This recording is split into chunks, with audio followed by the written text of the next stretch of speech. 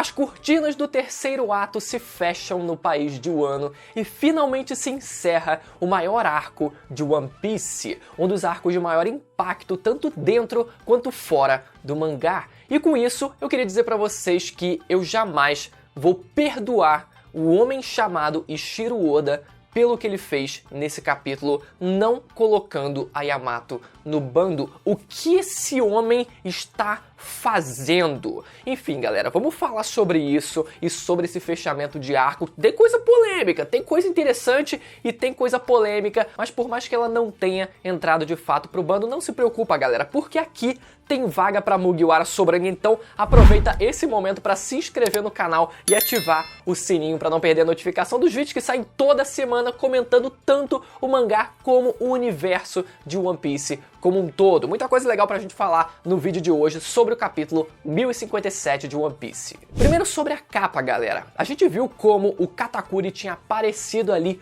para impedir a invasão da Germa Double Six ali, para resgatar os irmãos que tinham sido presos, e nesse capítulo aparece ali de fundo, galera, o Katakuri simplesmente metralhando a Germa ali.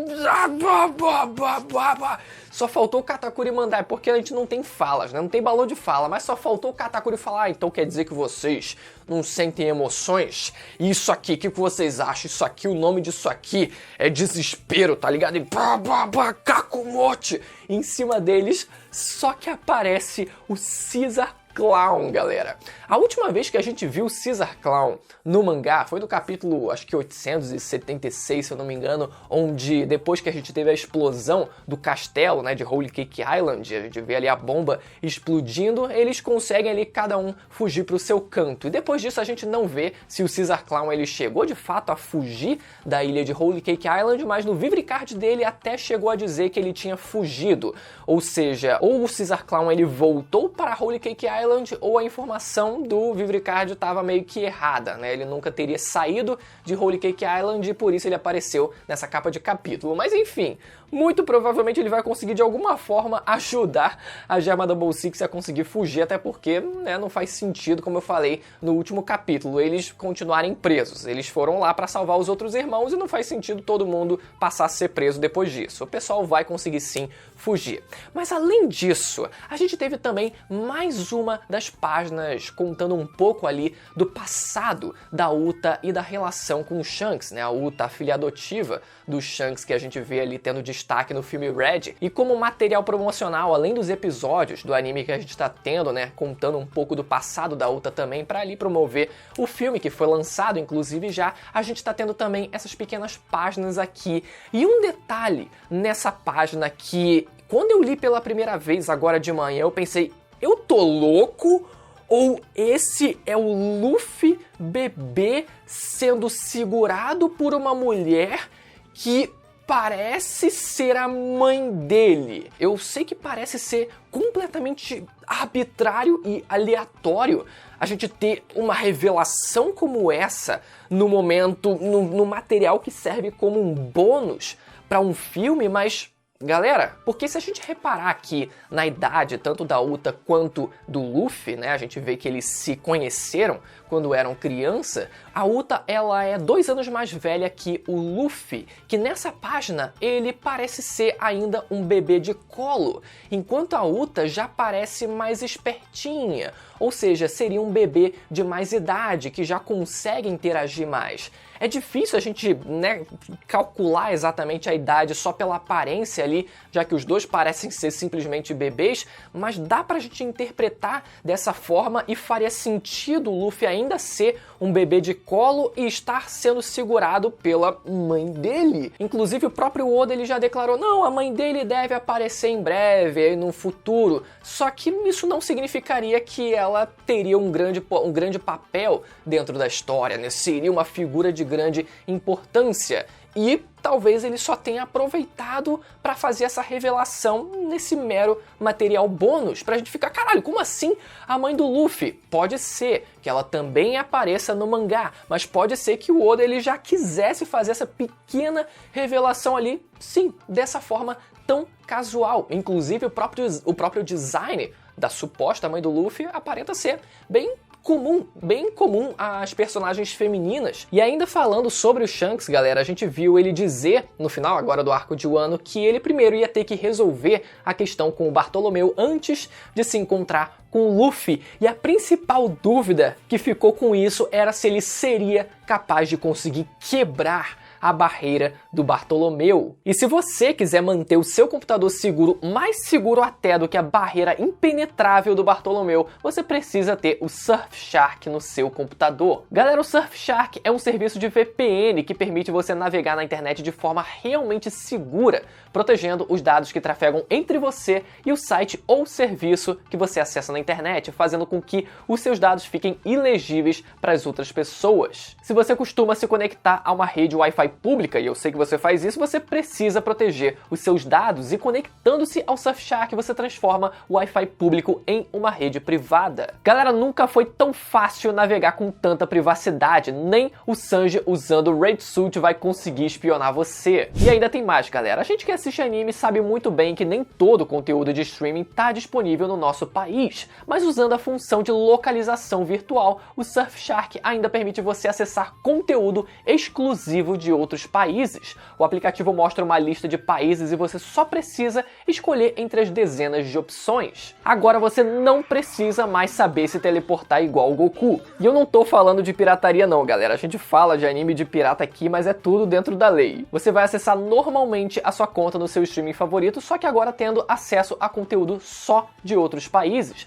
Além disso, você pode também comprar um jogo que só tenha no exterior e ainda aproveitar descontos disponíveis em outras regiões. Até passagem aérea você pode conseguir desconto. Por exemplo, usando um servidor americano, você pode pagar mais barato do que usando um servidor brasileiro. E falando em desconto, é óbvio que ia ter um descontinho, né? Acessando o link na descrição e usando meu cupom Bruno Bandeira, você ganha 83% de desconto, mais 3 meses grátis. Você pode experimentar por 30 dias e se não gostar, meu amigo, você pode pedir o seu dinheiro de volta sem problema nenhum. Mas enfim, galera, agora sobre o capítulo de fato, a gente vê a história sendo contada na capital de como os leais retentores do Oden foram capazes de permitir que o nome de Kozuki Oden brilhasse.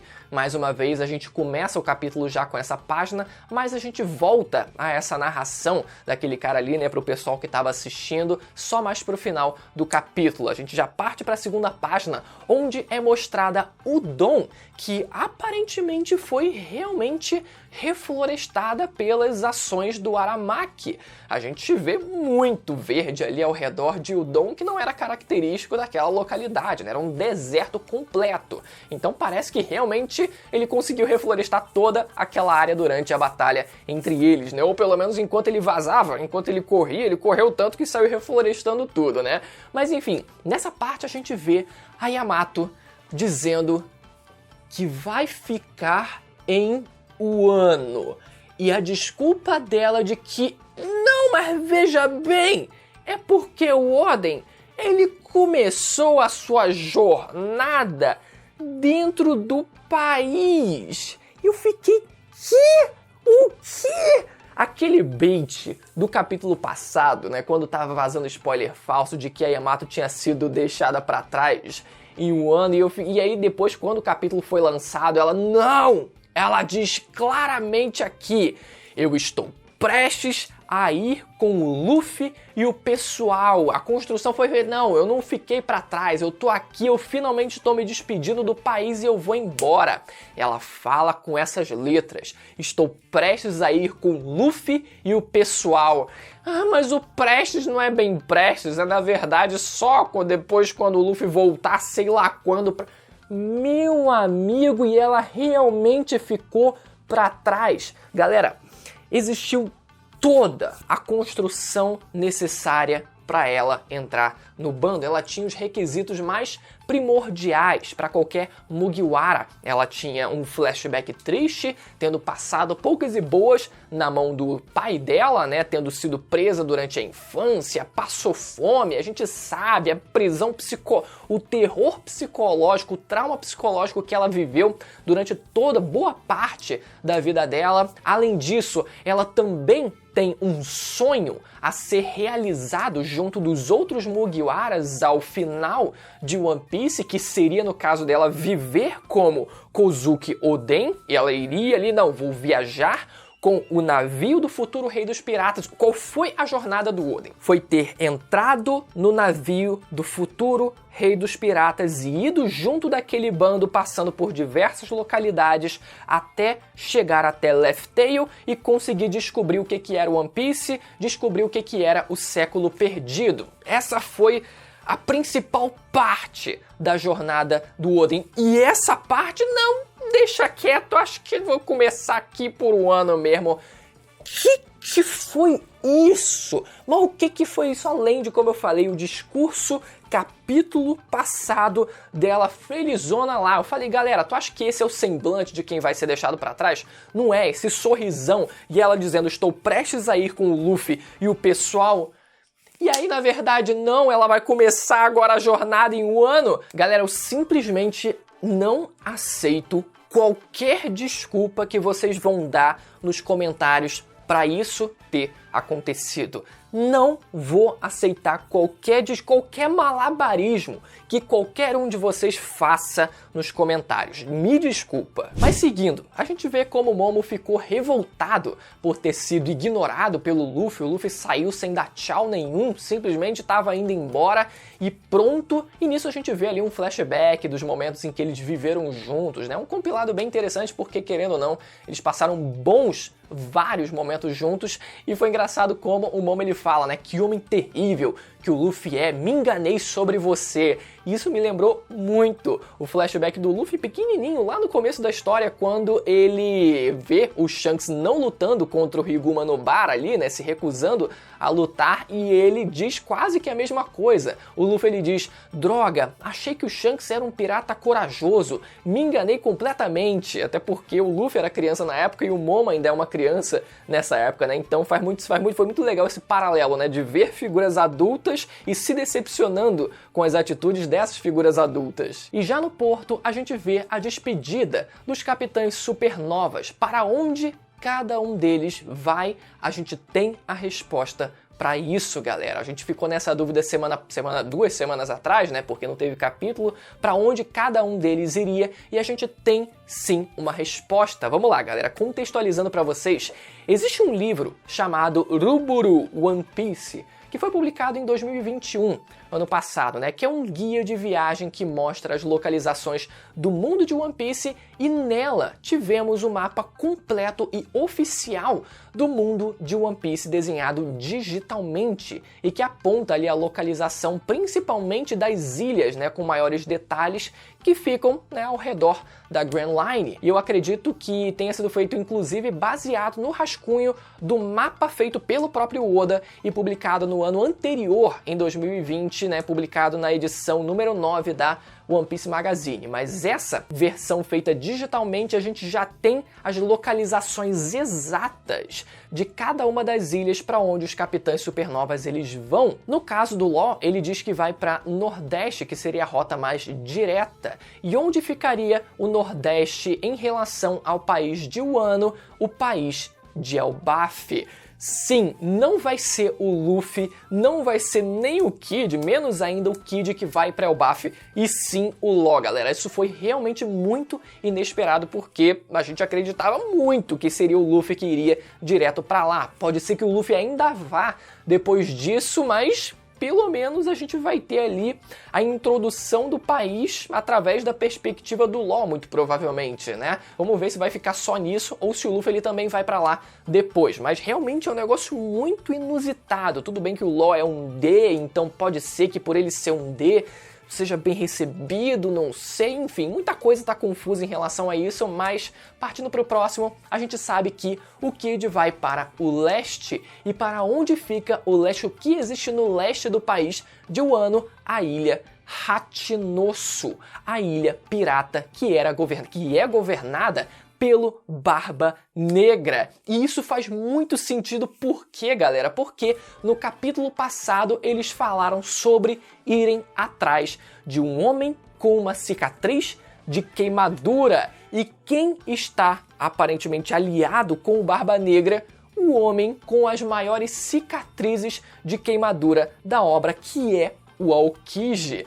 Gente, vai casar perfeitamente com o plot do Kid e vamos ver que tipo de informação realmente o Aokiji tem sobre o paradeiro do One Piece, porque eu particularmente acredito que essa informação que o bando do Kid recebeu sobre essa dica, sobre um homem com cicatriz de queimadura que teria uma dica sobre One Piece, tenha chegado até eles através do mercado negro, através do submundo. Isso porque quando a gente vê a transmissão do Caesar Clown lá em Punk Hazard para, né, o mercado negro, para os clientes ali, os potenciais clientes do mercado negro, a gente vê as silhuetas do Kid e do Killer. Eles estavam assistindo essa transmissão e a relação disso com o Aokiji seria pelo fato de, no final do mesmo arco de Punk Hazard, quando ele vai até a ilha de Punk Hazard, os marinheiros eles ficam se perguntando: pera, eu ouvi falar que o o Aokiji estaria se envolvendo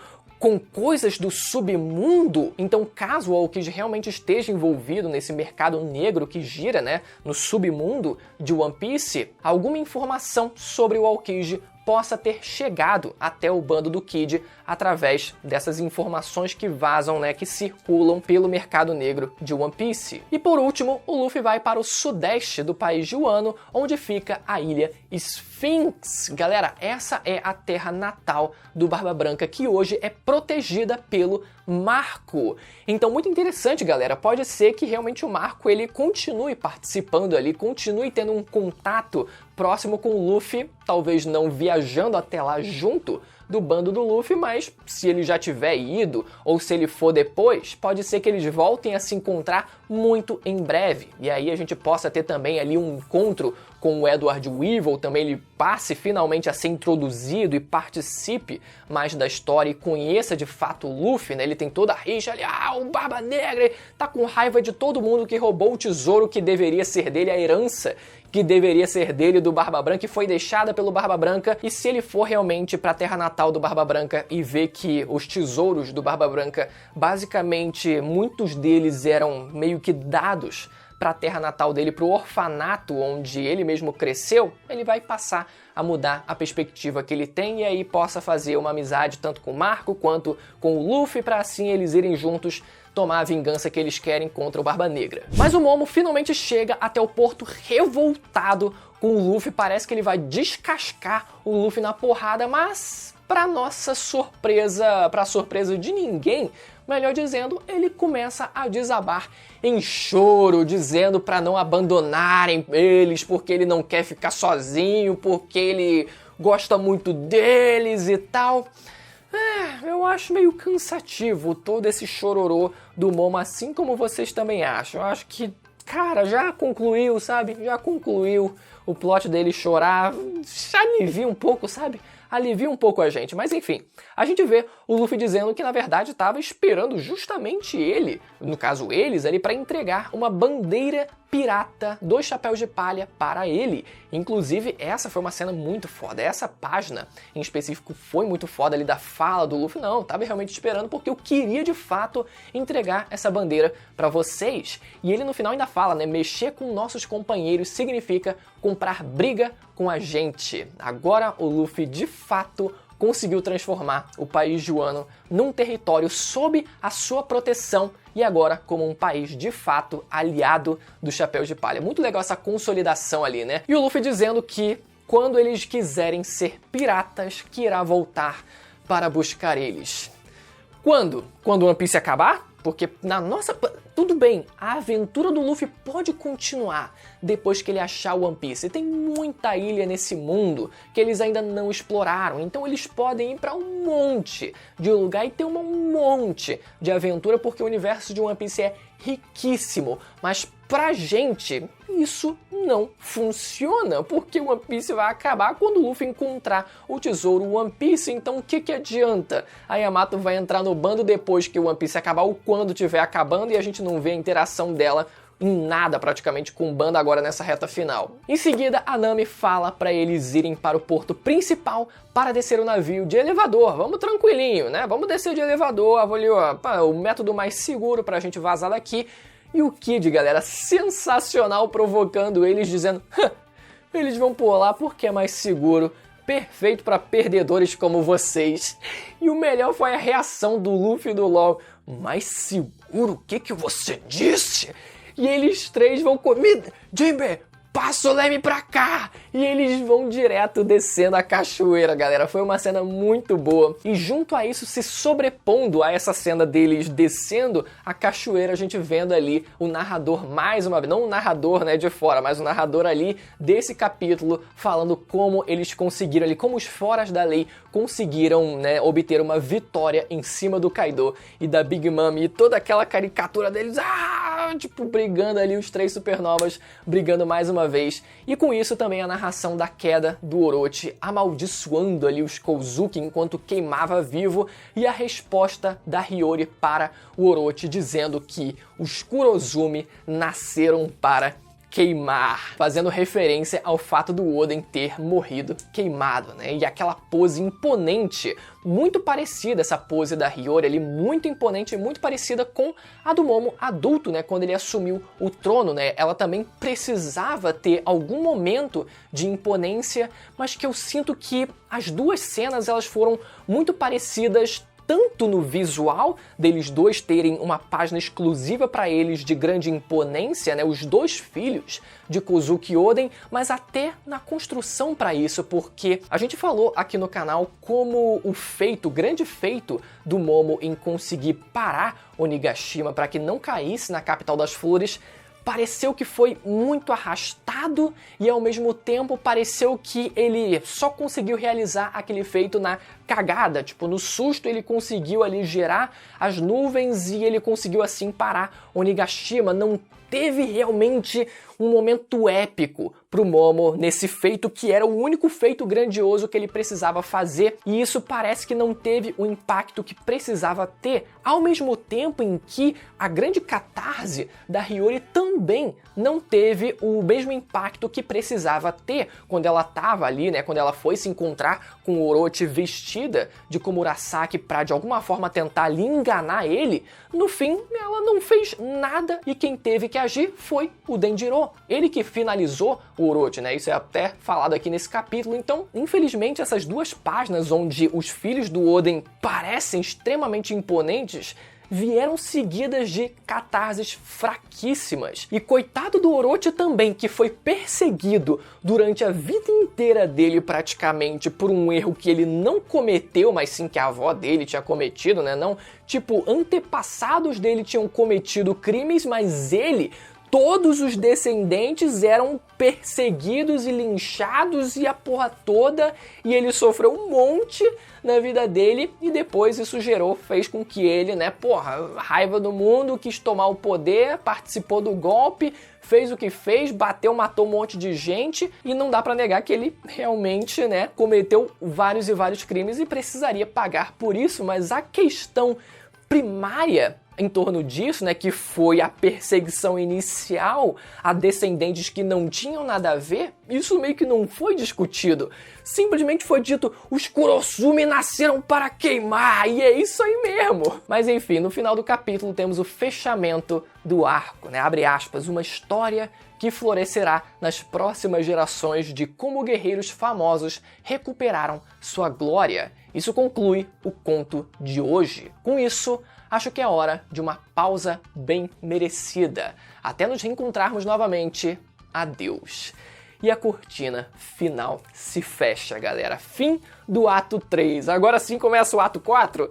Nada disso. Se encerra agora no ato 3. Essas duas últimas páginas eu achei que foram muito legais ali, dessa narração ali do fechamento do arco, porque por mais que a gente possa aqui estar discutindo pontos mais específicos, né, em relação a esse capítulo, em relação, enfim, ao arco de Wano, acho que de forma geral, galera, foi o arco de, como eu falei, maior impacto tanto dentro quanto fora do mangá, galera. Acontecimentos enormes, acontecimentos gigantescos, o Luffy finalmente se consolidando como um novo imperador, a atualização de recompensas ainda tá devendo, o Oda ainda tá devendo as atualizações das recompensas dos outros Chapéus de Palha, mas ainda assim, muita coisa, revelação de Nika, ixi, meu amigo, é coisa pra caraca aqui, mas realmente foi um arco enorme, foi um arco intenso, galera. Eu espero que vocês tenham gostado desse vídeo. Mais uma vez, ficou até o final, caiu de paraquedas aqui nesse vídeo e ficou até o final. Se ficou até o final, meu amigo, tem a obrigação de se inscrever no canal nesse momento de agora e de ativar o sininho para não perder a notificação dos vídeos que saem toda semana, comentando tanto o mangá quanto o universo como um todo